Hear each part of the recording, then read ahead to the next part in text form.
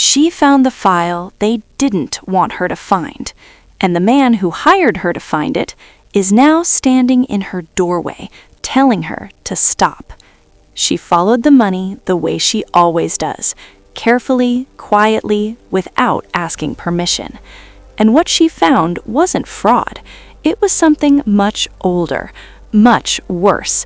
A family that stole a throne from their own blood, and a man who has been protecting that family ever since, not because he forgave them, but because the alternative is something the world is not ready for. He despises everything they are. He has sacrificed everything he was, and he cannot tell her why, because explaining it means proving that the monsters she doesn't believe in are real. She thinks this is about justice.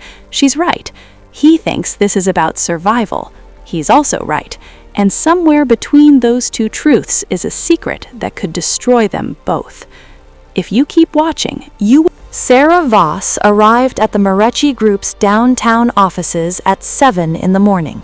She carried one bag. Inside it, a laptop, 2 notebooks, and a thermos of black coffee. No sugar. She didn't trust anything that made hard work feel easy. The receptionist smiled too wide when Sera showed her credentials. That smile told Sera everything. Someone had warned the staff she was coming. She was led to a back office with no windows, a small desk, 1 chair, the kind of room designed to make people give up quickly. Sera set her thermos on the desk, opened her laptop, and started working. The Morreci Group moved money across 14 different companies, import logistics, real estate holding firms, a charitable foundation that hadn't filed a single project report in 3 years. The structure was complicated. It was supposed to be complicated. Most people would have looked at it and asked for a simpler assignment. Sera started with the foundation. She pulled 12 months of wire transfers and sorted them by destination country. Then she cross-referenced the transfer dates against the logistics company's shipping manifests. Most forensic accountants stopped at the numbers. Sera never stopped at the numbers. By noon, she had found something that didn't belong. A payment of $400,000 sent from the foundation, received by a shell company registered in Malta. Nothing unusual on the surface, except the shell company had the same registered agent as another entity she had flagged 2 jobs ago. A completely different case, a completely different city. She wrote the name on a notepad and circled it twice. She didn't get excited. Excitement made people sloppy. Instead, she poured more coffee and kept pulling files. By 3 in the afternoon, the receptionist knocked and told Sera the building would be closing early. Sera looked up for the first time since she sat down. It's Thursday. The receptionist didn't have an answer for that. Sera saved her work, packed her bag, and walked out through the lobby. As she passed the front desk, she noticed a security camera had been repositioned. It was now pointed directly at the hallway that led to the archive room, not at the entrance, not at the elevators, just at that hallway. She didn't stop walking. Outside, the port city was gray and cold. Cranes moved slowly over the water in the distance. The smell of salt came in off the harbor. Sera sat in her car and opened her secure client portal. She typed a short message to the anonymous account that had hired her. Found an anomaly in the foundation's outgoing transfers, cross-referenced against a prior case, possible connection to external party, proceeding to dig deeper, will update in 48 hours. She waited. The reply came in less than 4 minutes. Understood. Do not access the archive room on the 3rd floor. Sera read the message twice. She closed the laptop. She looked back at the building. No one told Sera Voss where not to go.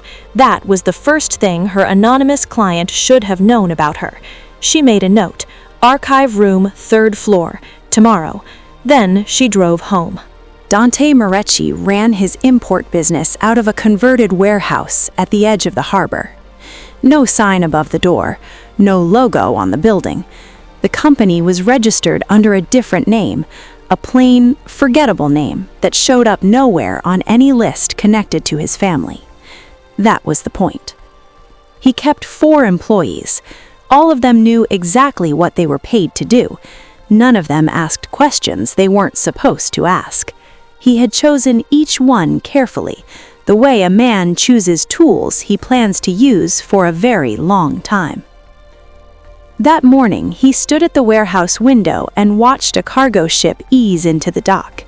He had his hands in his jacket pockets. He hadn't shaved in 4 days. There was a mug of tea on the windowsill beside him, gone cold an hour ago. He hadn't touched it since he put it down. His phone buzzed. He pulled it out. The message was from a number he recognized but never saved to his contacts. She found the Malta transfer. Dante read the message once, then he put the phone face down on the windowsill next to the cold tea. He had known this moment was coming. He had hired her precisely because she was the best. He had also told himself when he made that decision that he would be ready when she got close, that he would have a plan, that he would know exactly what to do. He did not feel ready. He picked up the phone again and typed back, "How deep?" The reply was fast. She cross-referenced it to a prior case. She is not going to stop. Dante set the phone down again. Outside, the cargo ship finished docking.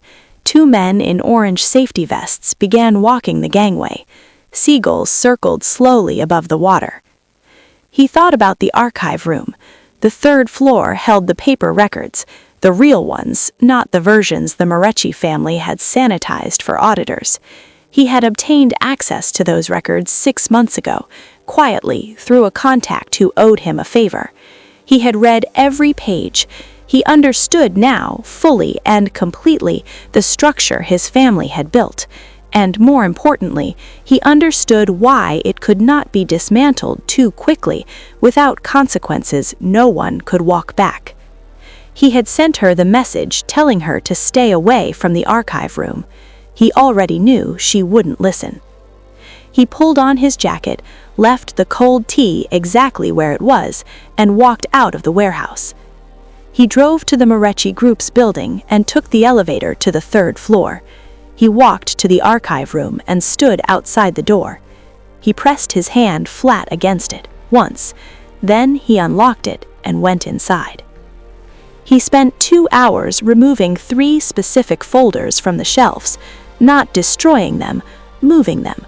There was a difference, and Sera arrived at the Morreci building at 6:45 in the morning. She dressed the same as every other day: gray coat, dark trousers, flat shoes. She nodded to the morning security guard the same way she had on her first day, and he buzzed her in without looking up from his desk. She went to her assigned office first. She opened her laptop, she answered 2 emails, she poured coffee and drank half of it standing up. She did all of this slowly, without rushing, because she wanted to be sure the guard's attention had moved on before she moved. Then she went to the 3rd floor.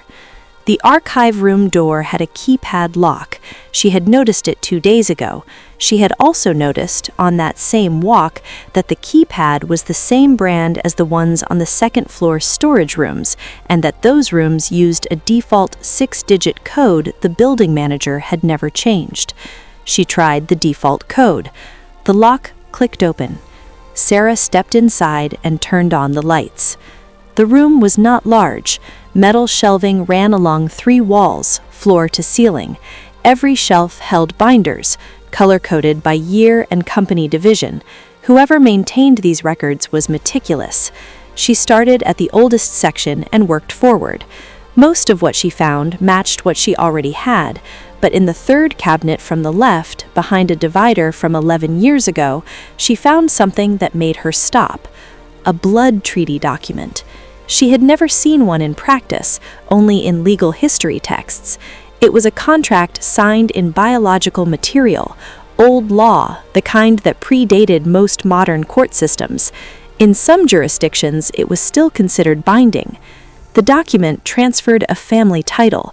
It bore a handprint in dark ink, or something that looked like ink, though it was the wrong color for any recording medium she recognized. Beside it, another signature, clean, deliberate, the signature of a woman. She photographed every page with her phone. She put the binder back exactly as she had found it, turned off the lights, and let the door lock behind her. Back in her office, she sat very still for a moment. Then she opened her secure client portal and typed, "Found a treaty document on the 3rd floor. Pre-modern legal structure. Family title transfer. 1 handprint, 1 witness signature. This is not a financial crime. What am I actually looking for?" She hit send and waited. No reply came in 4 minutes. No reply came in 40. She stared at the blinking cursor. Outside, phones rang and footsteps moved down the hallway.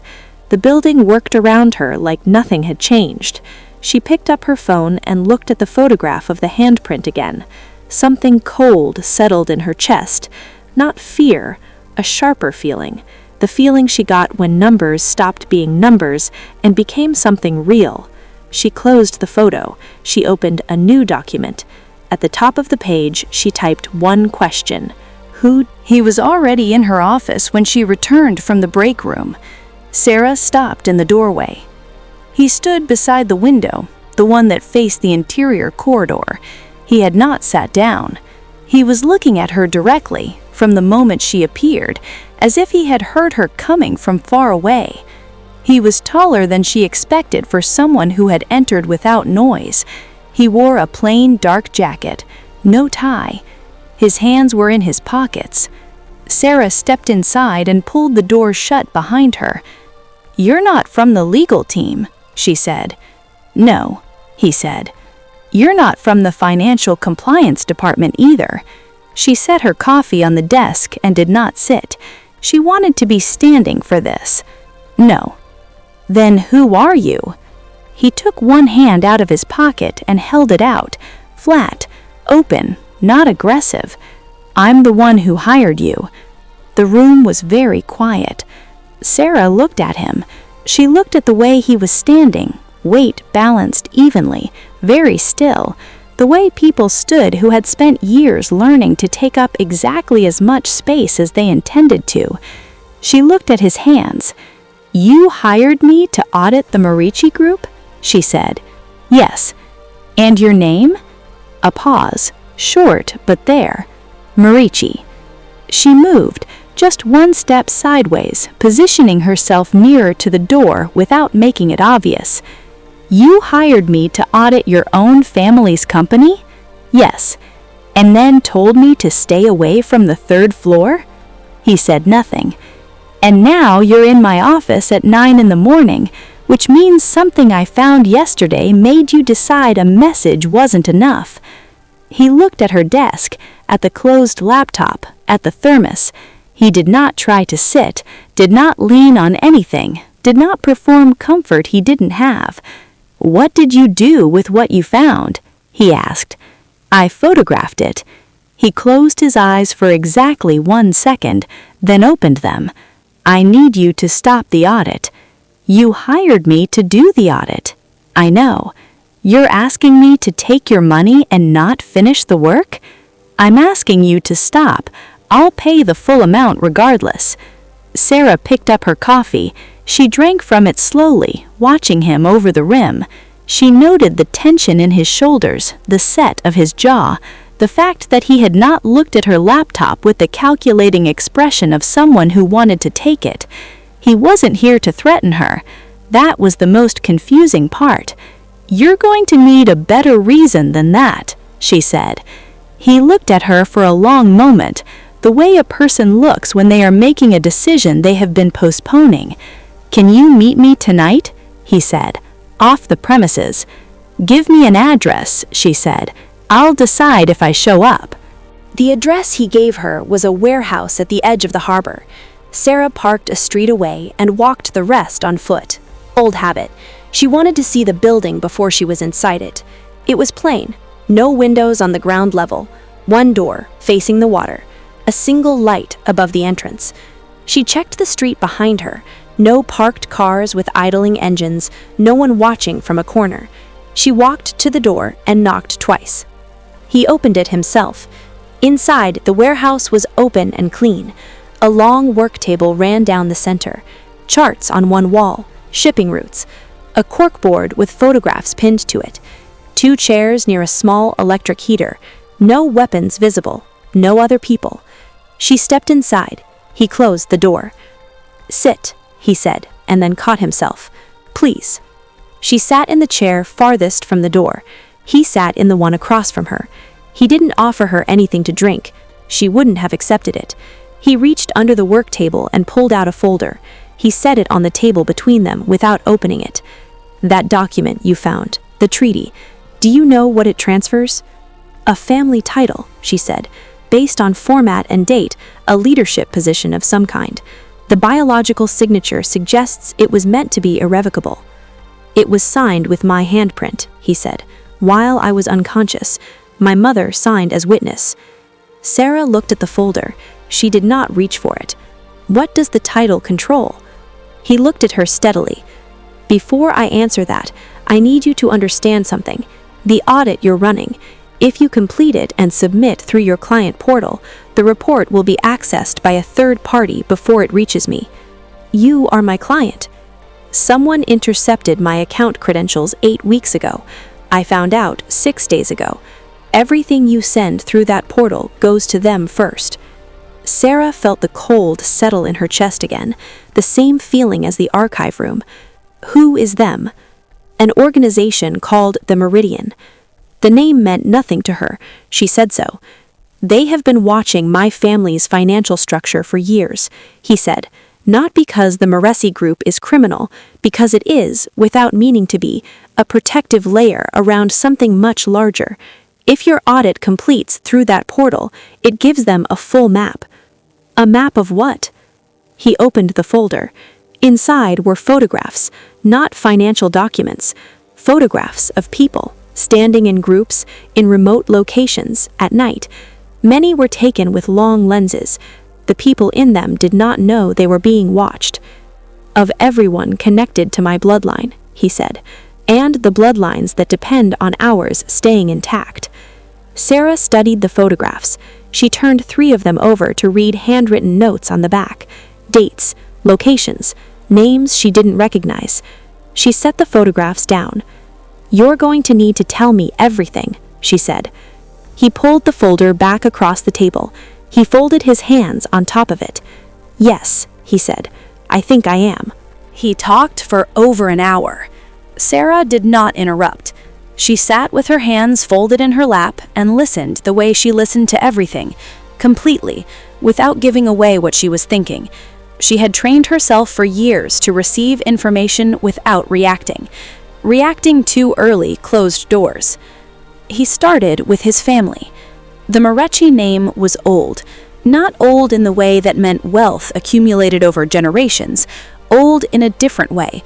A structure of authority that predated most of what the modern world considered legal or legitimate. The family had always operated at the edge of visible society. The criminal empire came later, built by his father and grandfather as a way of maintaining control through systems humans already respected: money, fear, and law. He had been raised to lead it, not because he wanted to, because it was the only role his family could imagine for him. When he was 26, he began to see what the empire actually cost, not in money, in people, in choices made by family members that he could not undo and could not oppose openly without being removed. He spent 2 years building a case. He compiled evidence quietly with 2 people he trusted. He planned to take it to an external authority, not law enforcement, because law enforcement had no jurisdiction over what his family actually was, to a different kind of authority, one that governed things the human legal system had never been built to handle. He was removed before he got there. The treaty document Sera found was not a legal instrument in any human court. It was something older. His mother had pressed his sleeping hand against it and signed her name. By the rules his family governed themselves under, that act stripped him of everything, title, standing, and the right to act on behalf of the bloodline. He woke on a dock in a city 300 miles from home, with nothing except the clothes he was wearing and a dead phone. Sera absorbed all of this without moving. Then she said, "What are you?" He looked at her directly, no hesitation. "Something that shouldn't be on a registry," he said. "Something the Meridian wants to catalog and control, and something that your completed audit would make very easy to find." Sera stood up. She walked to the wall of shipping charts and stood with her back to him. She was not afraid. She had identified that clearly before coming tonight. But she was recalibrating. There was a difference between following money and standing in a warehouse with a man who had just fundamentally changed the shape of the world she thought she lived in. "The Meridian intercepted your account," she said. "Yes. All 5 of the major ones. Ours is the last intact one." Sera turned around. "You hired me knowing I was good enough to find everything," she said. "Then you tried to slow me down because you were afraid of what I'd do with it." He said nothing.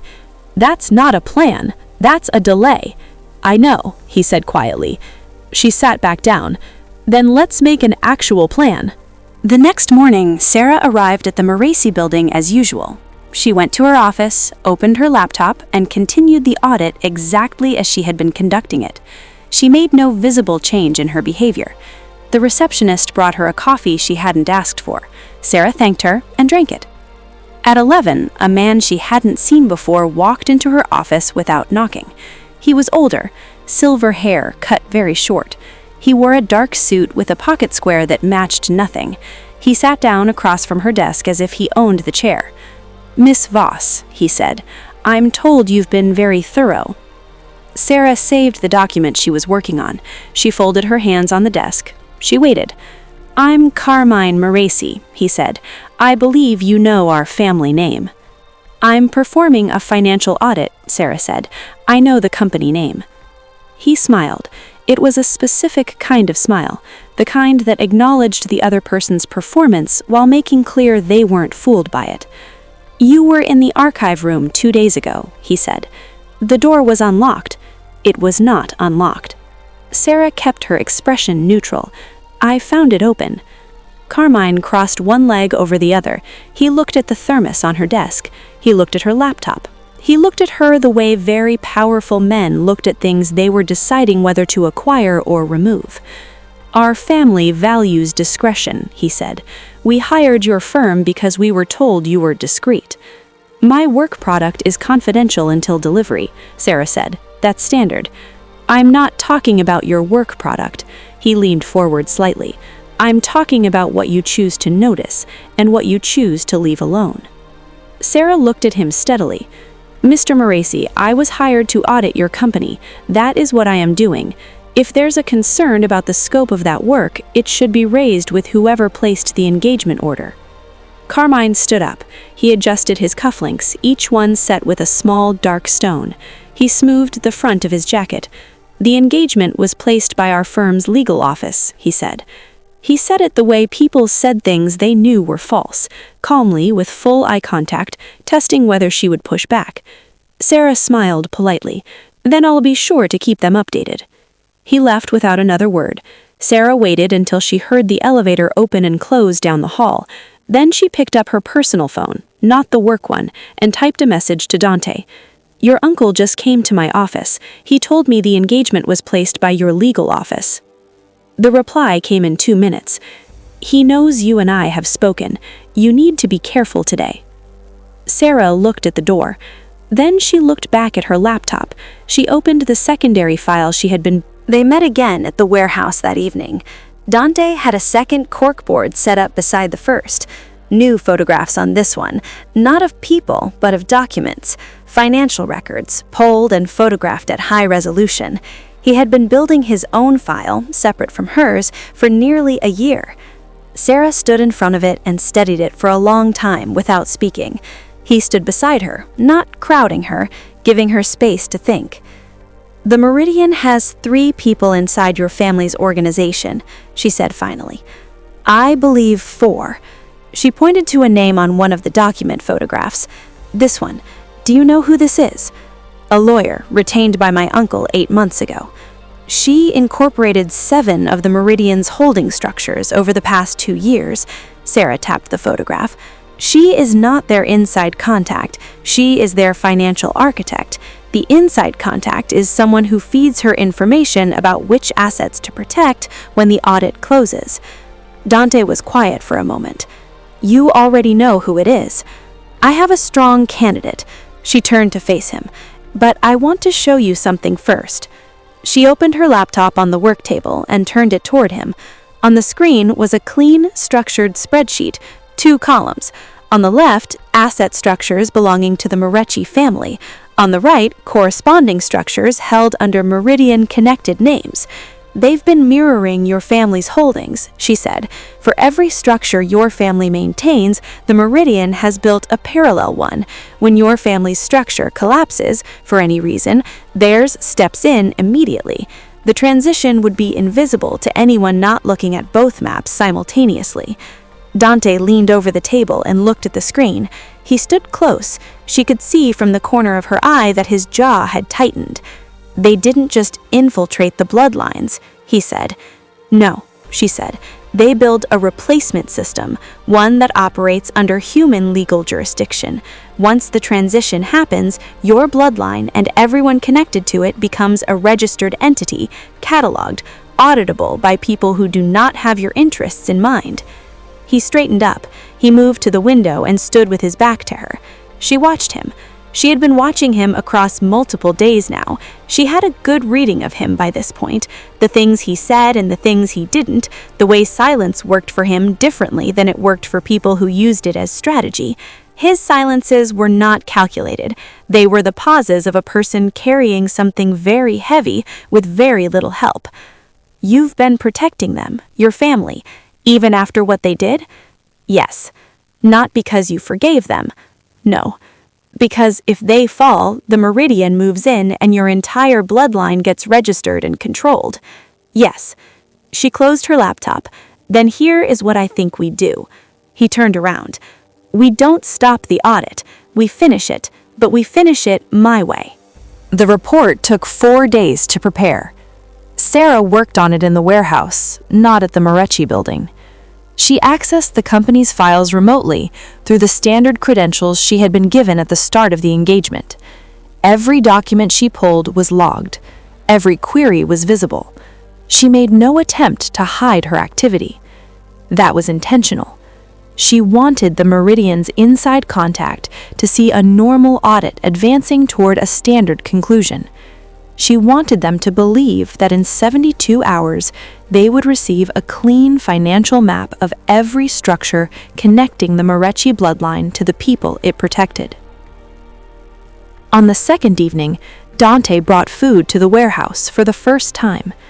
He set it on the end of the work table. Bread, cheese, something in a container that smelled like it had been cooked slowly. He didn't make a point of it. He put it down and went back to his own work. Sera ate without stopping what she was doing. At some point, she noticed he had topped up her coffee without her asking. She said nothing. Neither did he. On the third day, she identified the inside contact. It was not who she had initially suspected. It was someone closer, a member of the Morreci financial team who had been with the family for 11 years, long enough to be trusted, long enough to have access to everything. She showed Dante.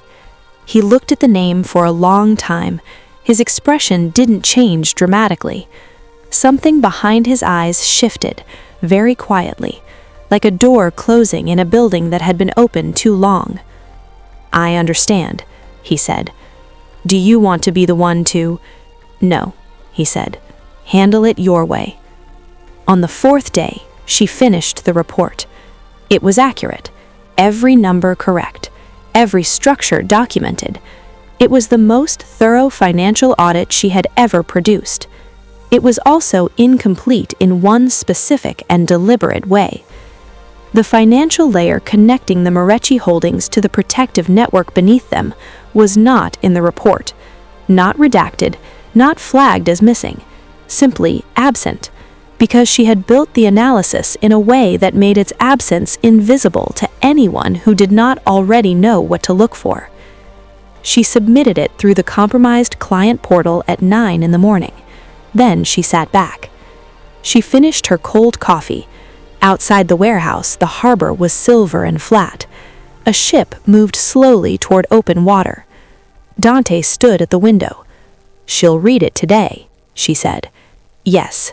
And find nothing they can use." "Yes." He turned from the window. He looked at her, not with relief, not with triumph, with something quieter than either. "Thank you," he said. Sera set down the cup. "Don't thank me yet. There's still the contact inside your family, and your uncle knows we've spoken." "I know." "We're not finished," she said. "No," he agreed.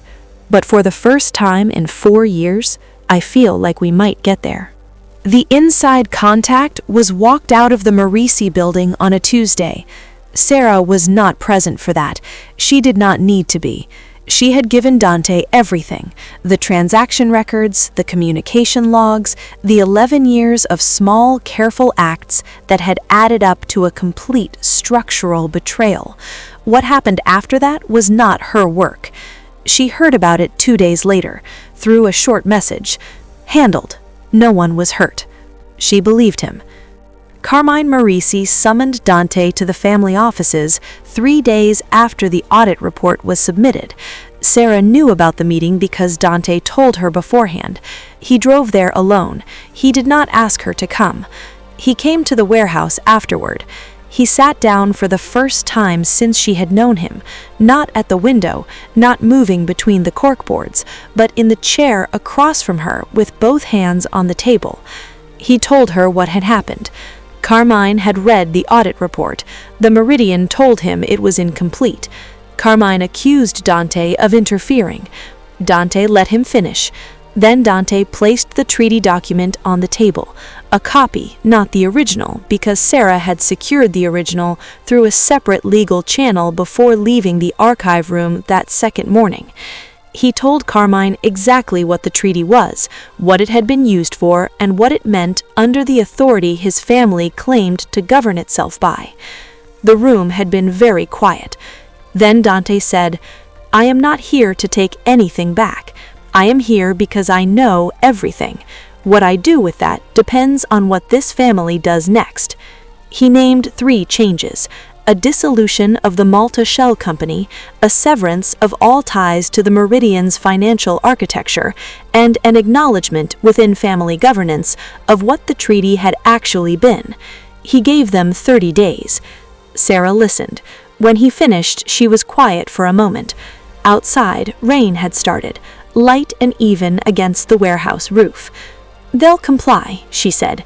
"Your uncle isn't sentimental. He'll calculate the risk." "I think so too." "And then what?" He looked at her. The question stayed between them. "Then I stay here, this city, this work." A pause. "If that changes, I'll tell you." Sera looked at the rain-blurred window. She thought about the archive room, the cold click of the lock, the photograph of a handprint on a document that had taken 4 years and 1 careful audit to dismantle. Justice had not looked like punishment. It had looked like a spreadsheet, a copied document, and a man who made 3 precise demands instead of burning everything down. She found she respected that more than she expected. She stood up and pulled on her coat. "Same time tomorrow?" she said. He looked up. Something shifted in his expression. Not quite a smile, but the closest she had seen. "Yes," he said. She picked up her bag and walked to the door. She paused at the frame. She didn't say anything else. She didn't need to.